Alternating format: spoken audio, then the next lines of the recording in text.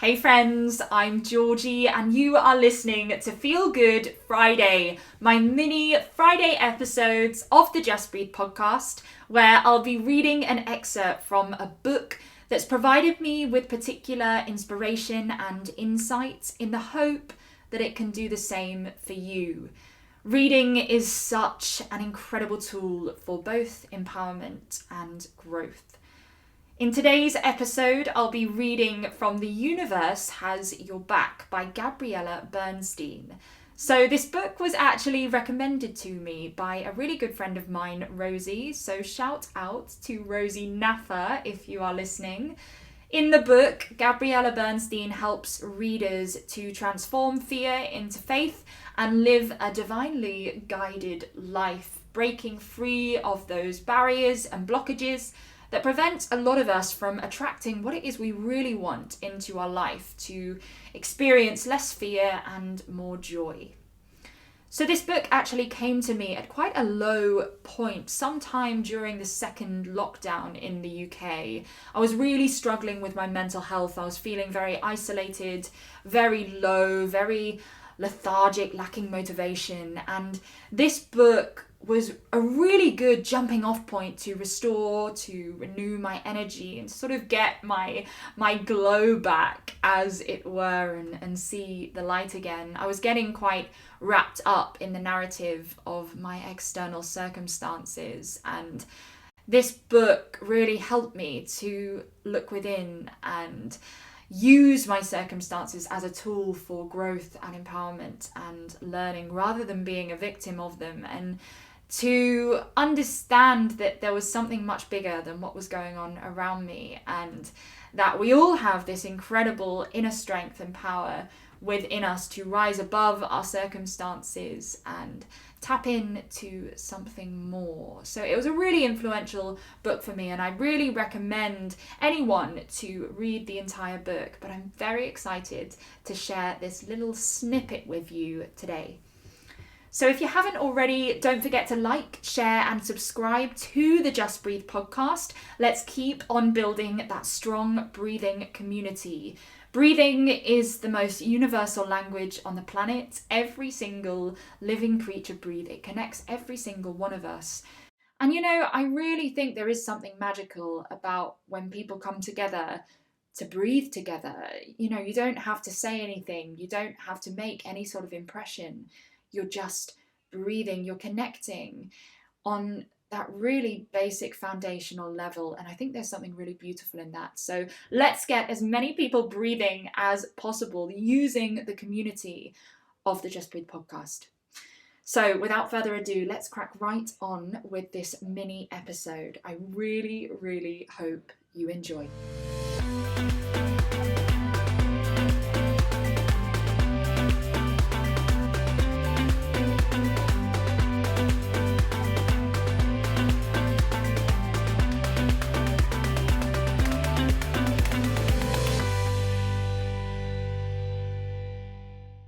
So this is from chapter 4 of the book, called Your Vibes Speak Louder Than Your Words, and the section is called Universal Lesson, Your Intentions Create Your Reality. A story about my friend Jessica illuminates the power of intention. Jessica complained constantly that she was the only single girl in her group of friends and struggled even to get a date. All her thoughts, words and energy focused on the problem of not having a partner. As her friend, I finally got to the point where I had to intervene. I explained to her that all the energy she expended telling herself and the world that it sucked being single and that there were no great guys was not helping her get a date. I showed her how her negative focus was lowering her energy, thereby making her really unattractive to prospective dates. I challenged her to set a new intention. Instead of spending her days complaining that there was no one out there, I suggested that she focus on the possibility that there was. Willing to take my advice, over a 3-week period, Jessica redirected her focus and began each day with the intention to focus on attracting a partner. She got super into online dating, She spent time in social settings that really lit her up, and she changed the way she talked about dating. Instead of complaining about how bad it was, she started to say things like, "I'm manifesting my partner and I'm preparing myself for when he comes." She was empowered by her intention and her words. Within a month, she landed 2 awesome dates, and within 4 months, Jessica was in a serious relationship. Universal lesson. The universe picks up what you put out. Does Jessica's story resonate with you? In what ways are you blocking the flow of positive energy towards what you desire? If you're ready to redirect your focus, you can begin now by setting a new intention. Choose to turn your negative thoughts and energy upside down. Identify the area of your life where you've been blocking the flow of love and set a new intention. Maybe you'll intend to have more fun or to focus on what you do have rather than what you think you lack. Turn your fearful projection upside down and start extending a new perception that's backed with love.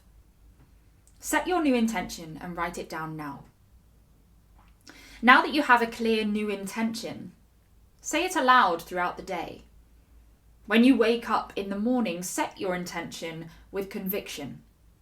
When you fall back into a fear cycle during the day, set your intention again. As you stay committed to your positive intentions, you'll begin to experience the energy of the universe supporting you. Universal lesson. Energy flows where your intention goes. Step 4. Understand the power of joy. Empowering intentions bring us joy. And joy is the catalyst for all that is good in this world. My friend Robert Holden says, "When we commit to joy, we increase our chances for success." I love that statement. But many people have chosen, consciously or not, to lean toward fear. In some way, we get lost in the story that pain has purpose, or we buy into the belief that a meaningful life requires struggle. These limiting beliefs can have devastating consequences. In reality, the more joyful we are, the more light we shine on the world, the more power we have to express our presence, and the more positive energy we put out. That place of power is the source of the energy necessary to show up and serve, the inspiration behind creative solutions for seemingly hopeless problems, and the access to generosity for giving more where there is need. Every one person's presence of joy has the capacity to leave a massively positive imprint on a local community and a global landscape. The energy of peace, love, and joy has the power to shift the world. Maharishi Mahesh Yogi was a spiritual teacher who founded the transcendental meditation movement in India in the 1950s and then brought the practice to the West. He predicted that if 1% of a population meditated, the coherence of the group would have the power to improve an entire population's quality of life. He believed that the unified field, joy and calming energy of the group would have the capacity to bring increased peace and harmony to the rest of the community. Maharishi theorized that when groups of people meditate together with shared intentions for peace, their alpha brainwaves become synchronized. That coherence of brainwaves then causes people who are not meditating to receive the same properties in their subconscious minds. Maharishi's prophecy was proven right in a study published in 1976. A group of monks was sent into a crime-ridden community. In this case, the number of monks sent represented 1% of that community's total population. The monks practiced meditation in the community and, over time, the crime rate dropped by an astounding 16%. This phenomenon, the power of meditative, joyful energy to shift the energy of the collective conscious, is called the Maharishi effect. The reason the Maharishi effect works is because the meditating group's alpha brainwaves are functioning at a powerful level. able to permeate the atmosphere to reach people in the same geographical region to have a positive effect on their hearts, minds, and actions. For more on this topic, see David W. Orme Johnson's 2003 article, Preventing Crime Through the Maharishi Effect, in the Journal of Offender Rehabilitation. When a critical mass of meditators comes together, their practice can bring order to a society and even to the entire planet. Carl Jung, the iconic psychologist and psychiatrist, said, "Our personal psychology is just a thin skin, a ripple on the ocean of collective psychology. The powerful factor, the factor that changes our whole life, which changes the surface of our known world, which makes history, is collective psyche. And collective psyche moves according to laws entirely different from those of our consciousness. Deep within our own awareness, we have a direct line to the unified field of energy. Through prayer, meditation, positive intentions, and joy, we can enliven that field and create a ripple effect of peace in the world. If you make joy your priority and tune into this joy daily through your meditation, not only will you feel deeply connected, you will also have a huge impact on the people and circumstances in your life and the lives of people you don't even know. You have the power to be a spiritual activist. Through your positive energy, you can bring forth great healing to everyone around you. The energy we put out is either polluting the planet or healing it. Which do you choose? Universal lesson. When you're in a state of joy, you leave a positive imprint on every being in the world. You have a variety of mindful tools you can now call on. Use the tools from the first 3 chapters to shift your perceptions, and use this chapter's new practices to cultivate the presence of joy, happiness, and peace in your life. This will strengthen your faith in the universe and bring forth the power of your presence. Once you tap into this power, you will start to notice real change. People will want to be around you. They'll feel elevated by your presence, possibly without even knowing why. You'll be more vibrant and energetic, more attractive in all ways, even smarter and sharper, and you'll feel it too. Most important, you'll feel a sense of power in a world that all too often makes us feel utterly powerless. When the tragedies of the world seem overwhelming, you'll now recognize this feeling as a separation from the love of the universe. By meditating and activating your alpha brainwaves, you send loving vibrations to the world, dissipating that separation to co-create joy and peace with the power of the universe behind you. Shivers just from reading that small little section of the book actually reminded me how powerful this book is. I think Gabrielle Bernstein puts it across so beautifully, so honestly. It's so incredibly relatable. That bit really, really touched me at the end, actually, when it says, you'll feel a sense of power in a world that all too often makes us feel utterly powerless. I mean, how incredibly prevalent is that right now with the pandemic? So many of us feel so powerless and so overwhelmed by our circumstances. You know, it's of course a mental health crisis as much as it is a global pandemic of COVID. And it's just such an incredibly simple and powerful tool, that flipping of perspective, tapping in to that innate power we all have within us, of the ability to cultivate joy, not only within ourselves, but within our communities as well. And I think we forget that. There's that wonderful analogy of the bus, of when someone says thank you to the bus driver, then actually maybe the next person behind might say thank you to the bus driver, and that bus driver might feel really, really great from being really properly appreciated, and he actually might bring a bit more joy to the people in his life, and so on and so on and so on, and it just keeps spreading, and that joy and presence and happiness just keeps growing and growing and growing. And I think it's a really beautiful thing. And it really reminds us of no matter who you are, no matter where you come from, no matter what your circumstances are, you have the power to cultivate joy within yourself and with other people from simply looking within and discovering an inner strength. Now, it's not in this section of the book, but I love the part of the book where Gabrielle Bernstein talks about divine assignments. She talks about things that seem like an annoyance in your life or something that might make you say, why me? Why is this happening to me?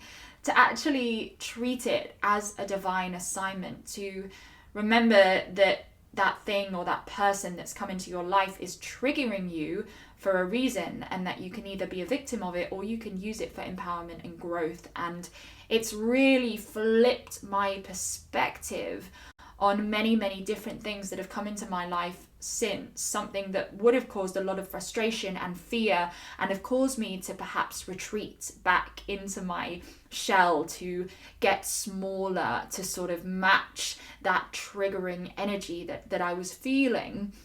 I instead stepped up to the challenge and embraced it as, okay, come at me.